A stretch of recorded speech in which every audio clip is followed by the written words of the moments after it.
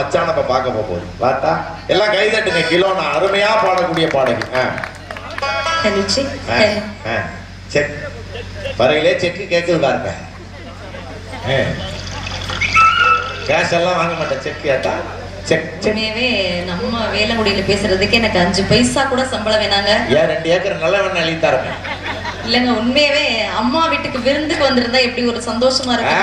நம்ம சுற்றத்தார் மத்தியில பேசுற உண்மையாவே மகிழ்ச்சி தான். ஏன்னா ஒரு 5 வருஷத்துக்கு முன்னாடி நான் வேலைமுடிக்கு வந்திருக்கேன். அதே ஒரு மன மகிழ்ச்சியும் அதே ஒரு சந்தோஷத்தோட அதே ஒரு ஒற்றுமையோட உட்கார்ந்துருக்காங்கல்ல. என்னால கைத்தட்ட முடியாது உங்களுக்காக, அதனால நீங்களே ஒரு முறை கைத்தட்டிக்கீங்களேன். அதாவது நீங்க அம்மா வீட்டுக்கு வந்த சந்தோஷம், மாமியா வீட்டுக்கு வந்த சந்தோஷம் இல்ல. மாமியா வீட்டுல வந்தா சந்தோஷம் உங்களுக்கு வராது. அம்மா வீட்டுல இருந்தா தான் அரிச்சு பொறிச்சு அம்மட்டையும் கொண்டுட்டு போலாம். இந்த இப்ப பாட்டுல வந்துட்டு அப்படியே நான் சொல்லிருக்கீங்களா? சொல்லுங்கம்மா. பாட்டு பாடிட்டு அப்படியே தலைப்புக்குள்ள வந்து ரொம்ப பயந்த பொண்ணா இருக்காமா. ஆமா நடுவர்களே, ஏன்னா இந்த தெம்மாங்கு பாட்டுக்காரங்க அடங்குதான் அந்த காலத்துல எல்லாம் நல்லா எழுதுனாங்களாமா. எது சினிமா பாட்டு ஒரு காலத்துல நல்லா இருந்துச்சான். அப்புறம் எதுக்கு இந்த தலைப்பு இருக்கணும்? நியாயமா ரொம்ப பயந்த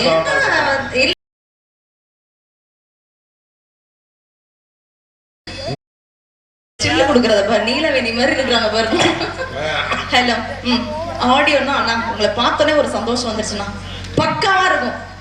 உண்மையாவே ரெக்கார்டிங் தியேட்டர்ல மாதிரி இருக்கும். நம்ம செல்வன் இருக்கிறாங்க, உண்மையாவே நம்ம ஊருக்கு சேர்ந்த அத்தனை பேர் இருக்காங்க, காவல்துறை அதிகாரி ஐயா அவர்கள் இருக்காங்க.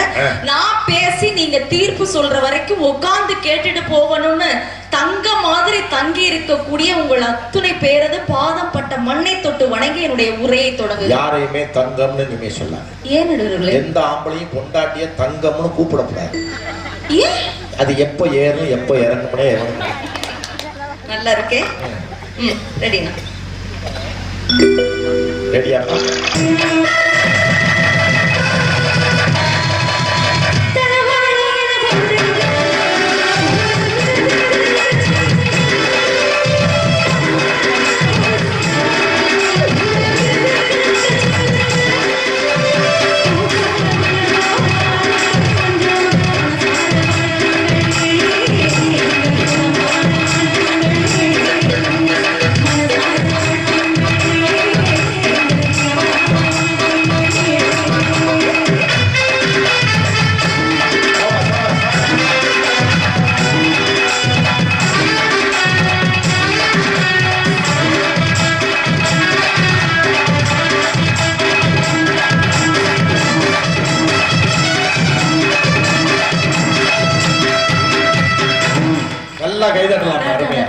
என்ன ஒரு இசை பாத்தீங்களா? 3 பேரும் சும்மா அத்த கடம் பண்ணிட்டு இருக்கீங்க. இந்த மூணு இசை அமைப்பாளர்கள் உங்களுக்கு பிடிச்சிருந்துன்னா அவங்களுக்கு ஒரு தடவை ஜோரா கை தட்டுங்க. யாருமே இசையமைப்பாளர் கை தட்டுங்க. உண்மையாவே எல்லா இடங்கள்லயும் இந்த மாதிரி இசையை துல்லியமா ரசிப்பாங்கன்னு சொல்ல முடியாதுங்க. அது ஒரு ஞானம் வேணும். அவ்வளவு முழு ஞானம் உட்கார்ந்து இவங்க எல்லாம் உட்கார்ந்துருக்காங்க பாத்தீங்களா? யாரு ஞானம்னா இசை அறிவு. இசை ஞானம் அவ்வளவு பேத்துக்கு இருக்கிறதுனாலதான் உட்காந்து அக்கா ரொம்ப அழகா சொல்லிட்டு போனாங்க பாத்தீங்களா? மறிக்குழந்தை மல்லிகை பூவே மாமே மக உனக்கு பிடிக்கல சொல்லு சொல்லு அந்த பாட்டை காப்பி அடிச்சு எங்க நடுவர் அவர்களே, இது அவங்களுக்கு தெரியாத விஷயம் கிடையாதுங்க. ஒரு வாதத்துக்காக பேசிட்டு போயிருக்கிறாங்க. இந்த பாடல் அமைந்த ராகம் சிவரஞ்சனி ராகம். சிவரஞ்சனி ராகத்தை அடிப்படையாக வைத்து எடுக்கப்பட்ட பாடல்களை தான் இவங்க பாடிட்டு போனாங்க. அந்த பாடலை காப்பி அடிக்கல, ராகத்தை தான் அந்த ராகத்தை தழுவிதான் போயிருக்காங்க.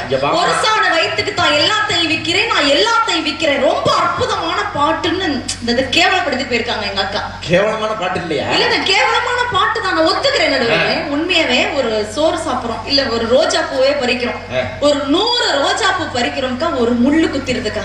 உடனே ரோஜா பூவை வெறுக்க முடியுமா?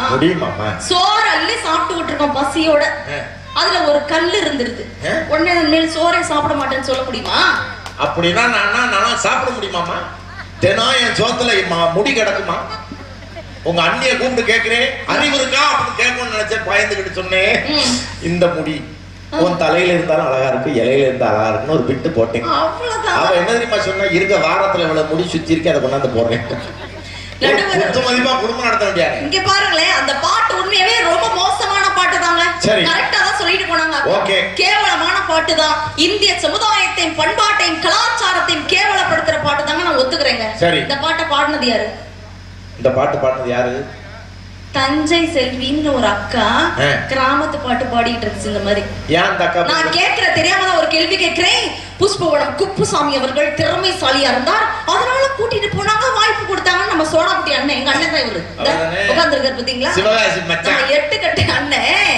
இவரு சொல்லிட்டு போனாரு. நான் கேக்குறேன், எங்க உங்களுக்கு தான் பண்பாடு கலாச்சாரம் அம்பிட்டு பிடிக்குது இல்ல?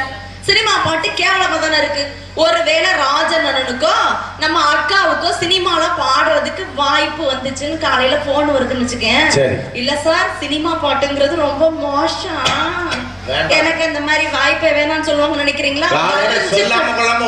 அதான் சிவகாசிக்கு இங்கிட்டு போறவரை இங்கிட்டு மெட்ராஸ் பக்கம் போயிருவாரு. மெட்ராஸா இல்ல வேணாம் குடிக்கா, மெட்ராஸா இல்ல வேணாம் முடியா. பாவம் நீங்க எல்லாம் வேலை தேடி மெட்ராஸ்க்கு போறதே இல்ல பாவம்.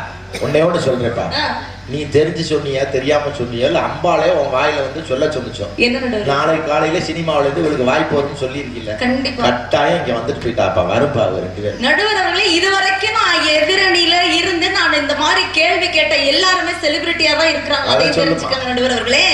எங்க உலகத்தில் இருக்கக்கூடிய 25 திறமை மிக்க இசையமைப்பாளர்களில் 9வது இடத்தையும் இந்தியாவிலேயே அவர் ஒருவர் தான் ஆதி என்று நிரூபித்துக் கொண்டிருக்கக்கூடிய இசைஞானி என்கிற கலை பொக்கிஷம் அவருடைய இசை வாழ்ற வரைக்கும் எங்களுடைய திரை இசைப்பாளர்கள் வாழ நடுவர்களே. இசைஞானியை பத்தி சொல்லும் போது இந்த இடத்துல ஒண்ணு சொல்லுங்க நடுவர். ஒரு 20 வருஷத்துக்கு முன்னாடி இசைஞானி இளையராஜா சிறுகூடல்பட்டிக்கு வந்தார். நானும் அண்ணன் அருணாபுரம் கூட்டிட்டு போனோம். சரி, போன உடனே மலையரசம்மன் கோயிலுக்கு முன்னாடி அங்க இருக்க அவர் ரோட்லயே தான் செருப்பை கழட்டிட்டார், நடையனை கழட்டிட்டு நடந்து வந்தார். நல்ல உச்சி வெயில் 1 மணி. நான் சொன்னேன், காலில் செருப்பு இல்லாம நடந்து போன மாதிரி நீங்க வரையலே என்னையா அப்படின்னு கேட்டேன். ஆளுங்க சொன்னாரு, சிறுகூடல்பட்டியிலே நான் வந்து இறங்கின உடனே இந்த மண்ணுல கண்ணதாசங்கிற ஒரு கவிஞன் வாழ்ந்த மண் இல்லையா, இந்த மண்ணை நான் மிதிச்சேன்னா, நடையனோட மிதிச்சேன்னா நான்லாம் எனக்கு என்ன ஞானம் வரும், இந்த மண்ணை மிதிச்சோடனே எனக்கு கண்ணதாசன் ஒரு வைப்ரேஷன் கிடைக்குது, கண்ணதாசன் விளையாண்ட மண்ணை கூட மிதிக்காத ஒரு மகான்மா இளையராஜா. உண்மையாவே கடைசி தமிழன் என்று உலகத்தில் ஒருவன் இருக்கிறான் என்றால் அந்த தமிழன் இருக்கிற வரைக்கும் இசை வாழுமா இல்லையா? தமிழ் இசை வாழும் இல்லையா? அப்படி தமிழ் இசை வாழும் வரைக்கும் எங்களுடைய திரை இசை பாடல்கள் வாழனுடைய இதை வந்து தயவு செய்து நீங்க ஒப்புக்கணும். இவங்களோட பாட்டை எடுத்து காப்பி அடிச்சு கொடுத்துருக்கோம். நீங்க நல்லா ஜாலரா போட்டுக்கிட்டு இருந்தீங்க. எல்லாருக்கும் ஜாலரா போடுவாங்க. 1000 தாமரை மொட்டுக்களை வந்து ஆனந்த கும்மிகள் கொட்டுங்களை நடுவர்களை இதெல்லாம் வந்து இவங்க ஒண்ணு ஆராய்ச்சி பண்ணி கண்டுபிடிக்கலாம். நேற்று ராத்திரி உட்காந்து தலைப்புக்காக உட்காந்து யோசிக்கிறீங்களா? அதெல்லாம் கிடையாது. அதெல்லாம் இசையமைப்பாளர்களே அவங்களே ஒத்துக்கொண்ட விஷயம் தான். எங்க ஆத்தா நான் சின்ன பிள்ளையில இருக்கும் பொழுது எனக்கு நாட்டுப்புற தாலாட்டு பாடினது, அததான் நான் சினிமாவுல கொண்டு வந்திருக்கேன். சினிமாவுல கொண்டு வரலன்னா உங்களுடைய ராகங்கள் உங்களுடைய மெட்டுக்கள்லாம் செத்து போயிருக்குங்கிறத மனசாட்சியோட ஒத்துக்கங்க. சபாஷ்மா. ஏங்க இப்ப வந்து பேசிட்டு போயிருக்காங்க, உங்களுடைய பெருமை பத்தி ஏதாவது சொல்லிட்டு போயிருக்காங்க. 2 பேரும் உங்களை அப்படியே விஜய் மாதிரி எடிட் பண்ணி பார்த்துட்டு இருக்காங்க. 2 பேர் இந்த டிவில இருந்து வந்திருக்காங்க. சார் உங்களதான் சார், அப்படியே ஜூம் பண்ணுங்க நடுவர். ஜூம் பண்ணி என் சம்சாரத்தை கொடுக்க. அன்னைக்கு திருச்செந்தூர்ல பிரச்சனை போய் ஜூம் பண்ணி கொடுங்காக்குறேன். இப்படியே எடுத்து போட்டோன்னே என் சம்சாரம் சொல்றா, அங்க போய் அவன் பிச்சை எடுக்கிற பழப்ப போலையாக்குறேன். மரியாதையா ஒழுங்கா எடுங்க. நீங்க வேற போஸ் கொடுங்க நடுவர்களே. போட்டோ எடுங்க. இருக்கிற போசத்தானமா நான் நல்லா சிரிச்சிட்டு அப்படியே 32 பல்லும் இல்ல 30 பல்லு தெரியற மாதிரி சிரிக்கணும். இன்னும் ஒன்னோட விழுகலாமா? 32 இருக்கு. அது தெரியற மாதிரி சிரிக்கணும்னு சொல்றேன். நல்ல அழகா இருக்கிறீங்கல்ல. உங்களுடைய பெருமை பத்தி ஏதாவது சொல்லிட்டு போயிருக்காங்களா இந்த 2 பேர்? இது என் தங்கச்சி, அவர் என் ஃப்ரெண்ட். இத்தனைக்கும் தங்கச்சியும் ஃப்ரெண்டையும் தான் கொண்டு வந்து வச்சிருக்கீங்க. இவங்களே பொறாமப்பட்டு உங்களோட பத்தி பேசாம இருந்திருக்காங்க. நீ சொல்லத்தா என்ன? நான் சொல்றேன் நடுவர்களே, நீங்க கவலைப்படாத. 1000 இருந்தாலும் உன் மாதிரி தங்க பிள்ளை யாராவது பார்க்க முடியுமா? அதற்கு பொன் வந்தாய், பழகுவதற்கு கற்கண்டாய், சூப்பர். எங்களணிக்கு பூச்செண்டாய், இந்த எதிரணிக்கு அணுகுண்டாய் இருக்கின்ற நடுவர் அவர்களே. நல்லா இருக்குல்ல கவிதா? கவிதா கை தட்டுங்க. இது தப்பா இது சொல்லலைங்களே, விசில் வந்துச்சு பாத்தீங்களா? ஆமா சொல்லுமா. கற்கண்டெல்லாம் நீங்க சொல்லிக்கங்க. சொல்லுமா. ஆனா கடலோர கவிதைகள்னு ஒரு அற்புதமான திரைப்படம் இசையமைப்பாளராக இசைஞானி அவர்கள் அப்படியே யாகம் செய்திருப்பாரு. இசைஞானி இளையராஜா அவருடைய இசையில அவரும் ஜானகி அம்மாவும் சேர்ந்து ஒரு பாட்டு கொடுத்திருப்பாங்க பாருங்க. அதே சிவரஞ்சனி ராகத்துல கடலூர் 4 வரி.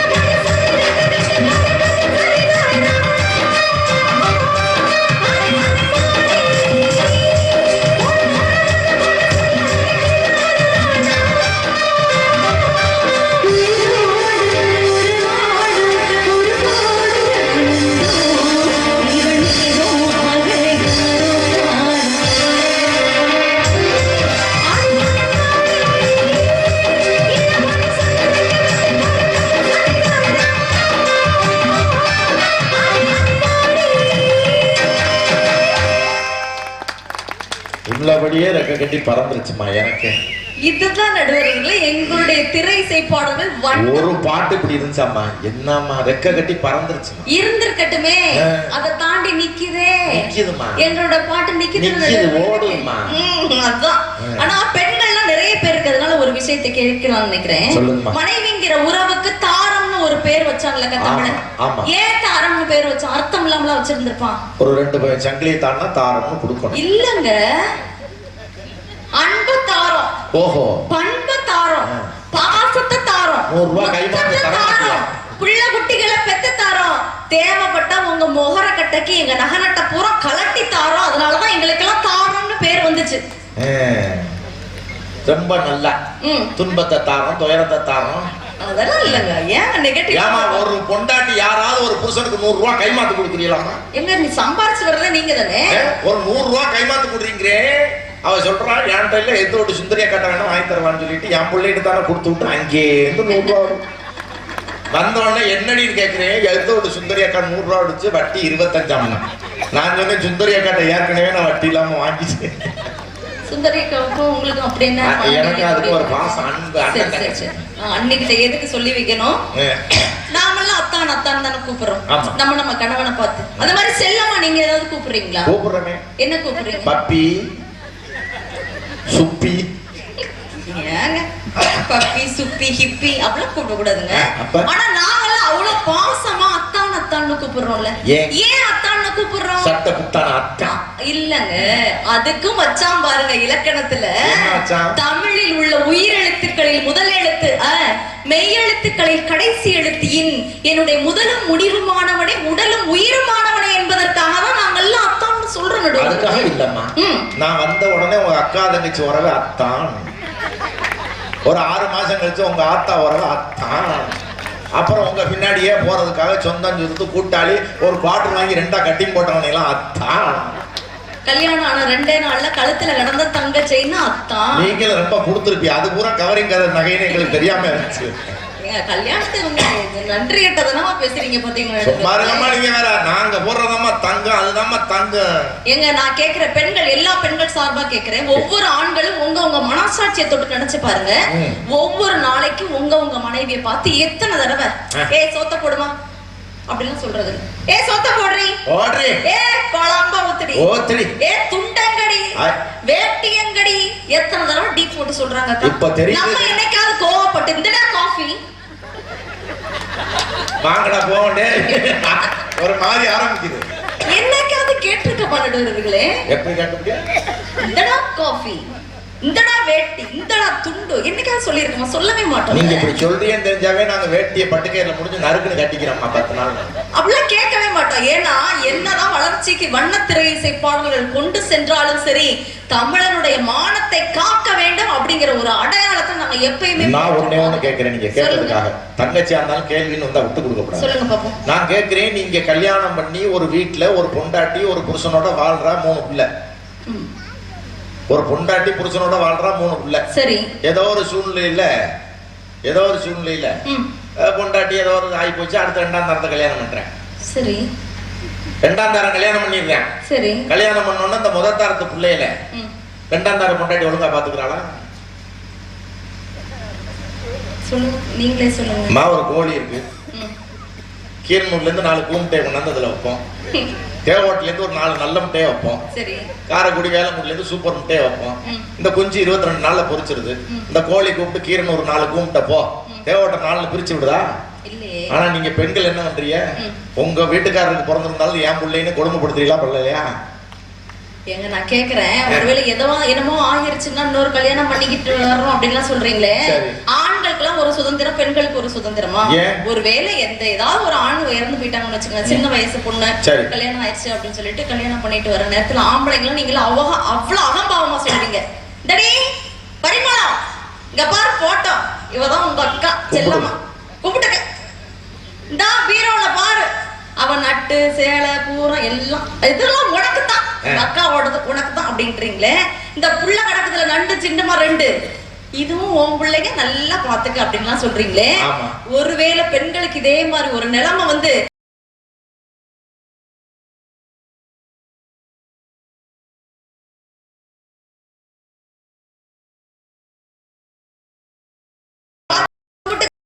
கட்டுக்கு நாங்க வரலாத்தா. பிள்ளைங்க என்னைக்காவது கேட்டிருக்க மாட்டோம்.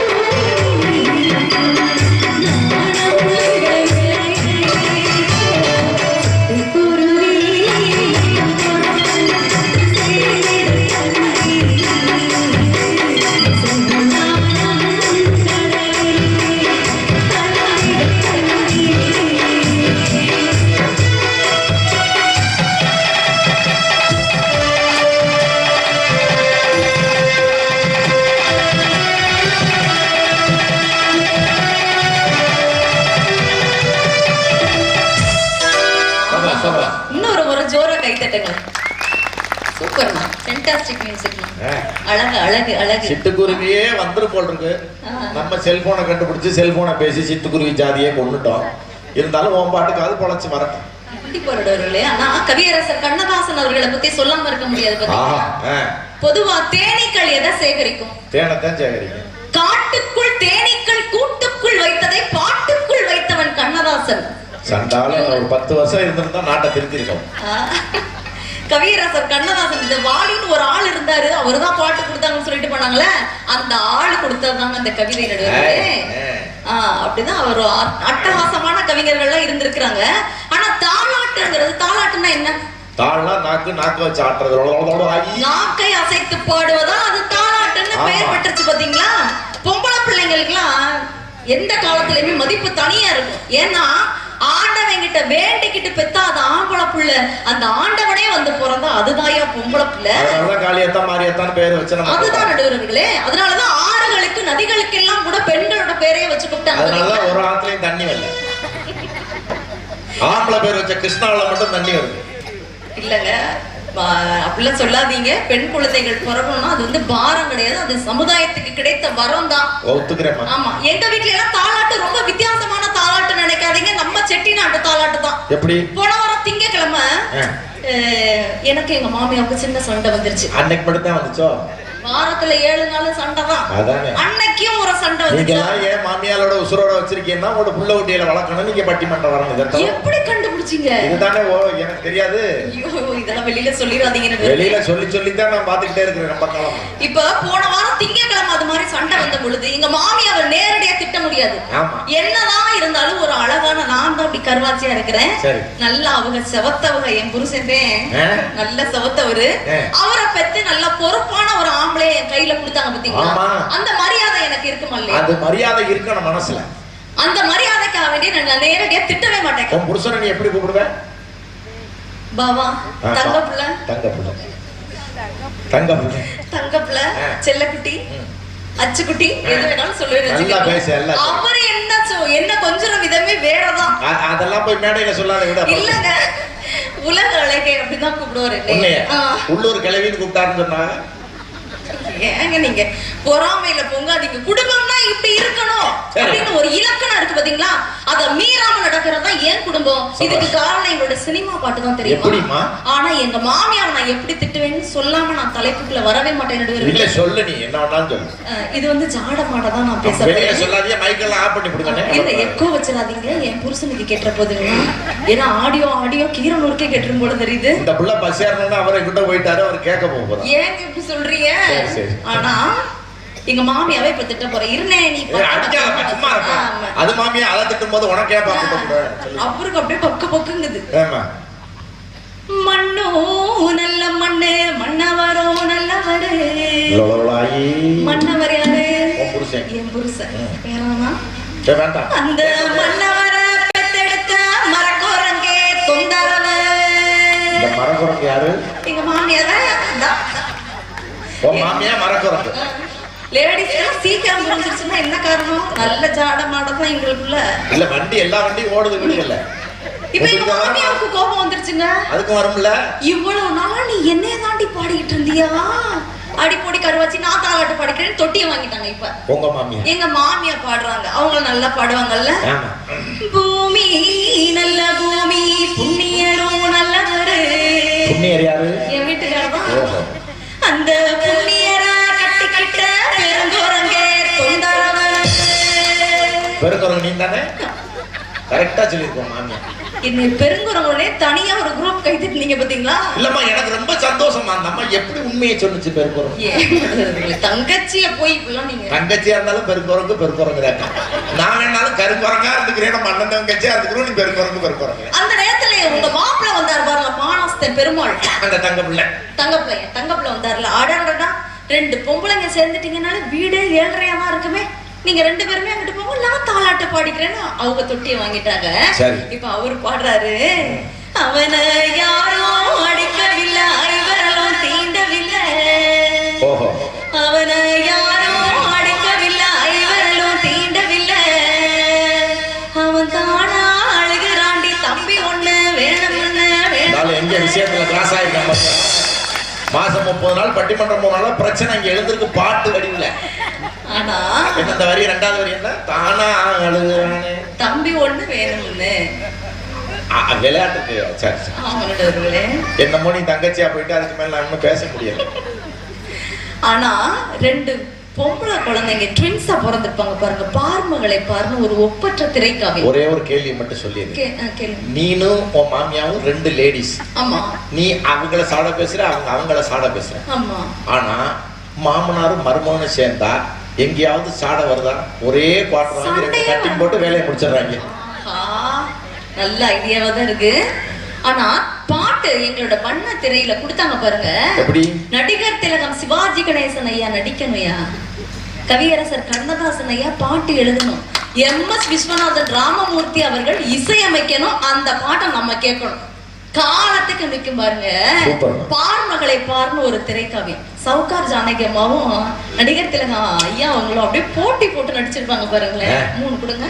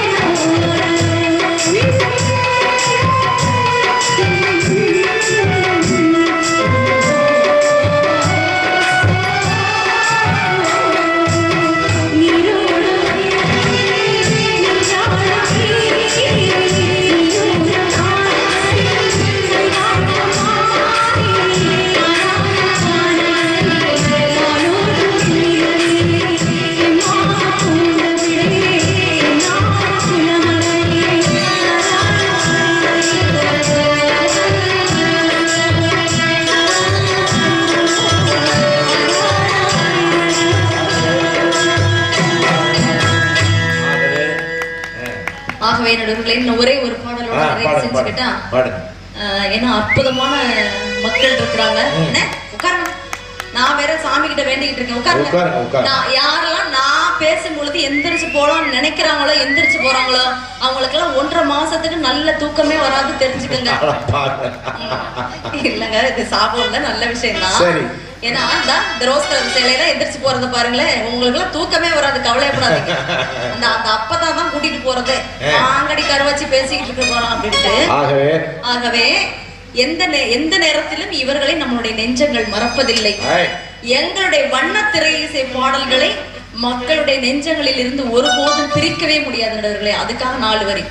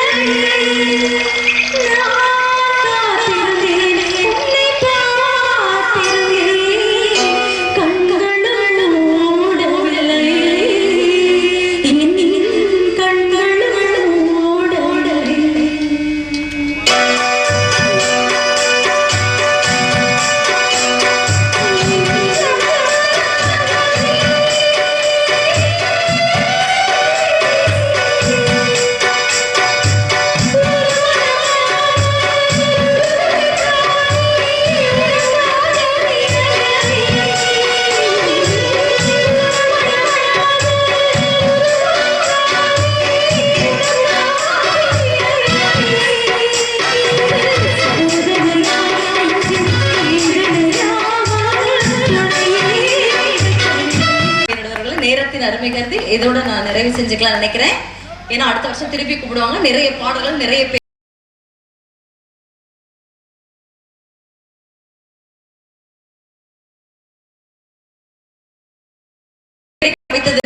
மிக மிக அழகாக ரசித்தமைக்கும் நன்றி கூறி விடைபெறுகிறேன். நன்றி, வணக்கம்.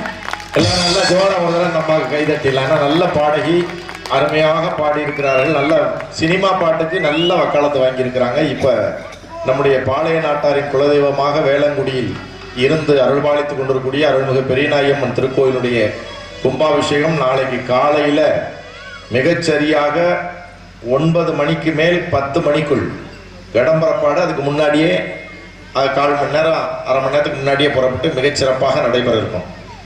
ஒரு கும்பாபிஷேகம் பார்த்தா 1000 முறை கோயிலுக்கு போனதுக்கு சமம். ஒரு கும்பாபிஷேகம் பார்த்தா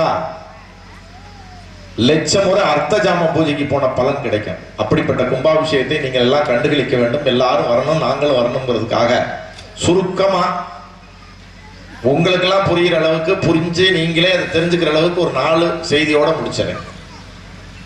ராஜன் பேசும்போது ரொம்ப அழகான ஒரு விஷயத்தை மையப்படுத்திட்டு போயிட்டாரு.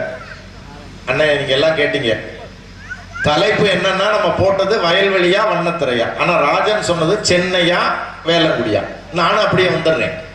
ஏன்னா நாளைக்கு நீங்க வேளங்குடியில இருக்கிறவங்க எல்லாம் அவர் அப்படி சொன்னாரே, நீங்க இப்படி சொன்னீங்களான்னு கேட்கப்படாது. அதுக்காக வேளங்குடிக்கு தீர்ப்பு கொடுக்கணும்னு நான் வரல. ஏன்னா இந்த நாட்டில் தீர்ப்புகளுக்கெல்லாம் மரியாதையே ரொம்ப கம்மி. 4000 கோடி ரூபாய் அடிச்சுட்டு போனவே கை காட்டிக்கிட்டு சிரிச்சுக்கிட்டு போறேன். 40 ரூபா சோத்துக்கு திருடணும்னு தான் நம்ம போலீஸ் போட்டு அடிச்சு கேஸ் போடுவோம். உண்மையா இல்லையா? 4000 கோடி இந்த நாட்டில் எத்தனை பேர்? 9000 கோடி அடிச்சுட்டு போன விஜய் மல்லையா 9 பொம்பளை பிள்ளைகளோட இருக்கிறேன். கஷ்டத்துக்கு சோத்துக்கு என்னத்தையாவது எடுத்துனாலும் அவன் அடி வாங்கிச்சாங்க. இது இந்த நாட்டினுடைய நீதியினுடைய சூழல். அதை நம்ம பேச முடியாதனால நான் இன்னைக்கு சுருக்கமா சொல்லிக்கிறேன். நீதியெல்லாம் உங்களுக்கு தெரியாத, அதுவும் இந்த 16 கிராமம் பாளைய நாட்டு மக்களுக்கு தெரியாத நீதியா நான் சொல்ல போறேன். ஆனால் என்னை கூட்டிக்கிட்டு வந்த துரசிங்க என்னை வந்து நல்லா பண்ணுவாருன்னு சொன்ன நம்பிக்கைக்காவது நான் ஒரு சின்ன குட்டி தீர்ப்பை சொல்லிட்டு போறேன். ரொம்பலாம் வளவளன்னு இல்லை. சென்னை எப்படி இருக்கிறது, வேளங்குடி எப்படி இருக்கு, அதான் தீர்ப்பு.